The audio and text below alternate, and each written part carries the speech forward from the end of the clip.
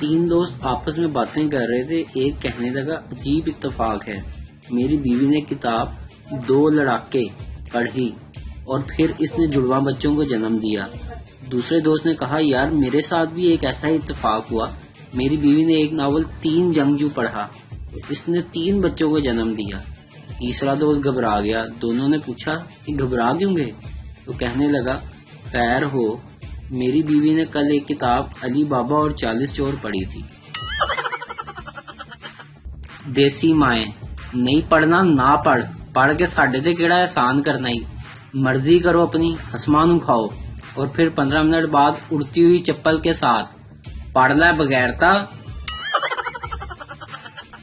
ہم ایسے ملک میں رہ رہے ہیں جہاں تو چل میں آیا کا مطلب بھائی تو اکیلا ہی جا, میرا کوئی موڈ نہیں. بیوی, کچن سے چینی کا جار لے آؤ.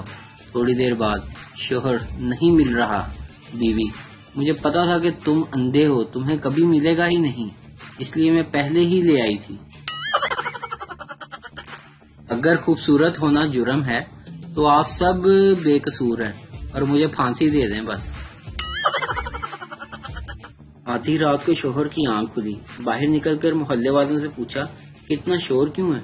انہوں نے کہا خبردار رہنا, محلے کے پانی میں واسا والوں نے غلطی سے دوائی کی جگہ زہر ملا دیا ہے. یہ سن کر شوہر واپس گھر آ گیا تو بیوی نے پوچھا سنے باہر کیا ہوا ہے؟ شوہر, کچھ نہیں ہوا, سب خیر ہے, تم پانی پیو اور سو جاؤ. ویڈیو دیکھنے کا شکریہ. لائک کیجیے ہمارا پیج NTV اردو, اور ویڈیو پسند آئے اسے ضرور شیئر کیجیے.